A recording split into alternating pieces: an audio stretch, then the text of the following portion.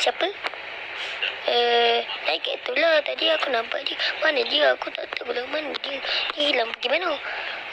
Naik kat aku tak nampak dia. Kau cari kat tempat. Naik kat. Aku nak sorak kau. Aku nak sorak aku.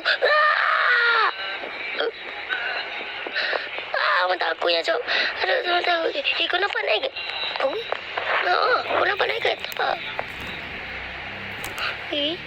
Taklah tu Freddy. Taklah. Tu naikkan lah. Dia pakai topi Freddy lah. Kau tak tahu lagi dia pakai topi. Aduh. Tengok. Kenapa dia selalu sulur mata kat aku? Sakit tak aku tahu. Sebab kau nak sunat dia. Aku gurau lah. Nanti aku sunat kau betul-betul lah. Puasi sabar. Buat apa? Aku nak sabar. Belum puasa nak habis. Tak ada. Sabar. Aku nak habis. Billy boy. Aku tak kisah dia. Aku nak balik kampung dengan sepupu aku. Tak nak lah bagi dia je. Aku tak tahan lah.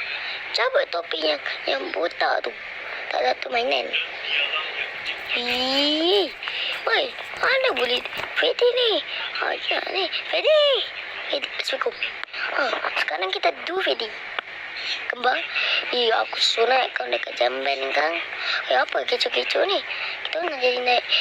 Turun naik kan. Aku rasa ni Freddy. Allah Akbar. Kau lah Freddy.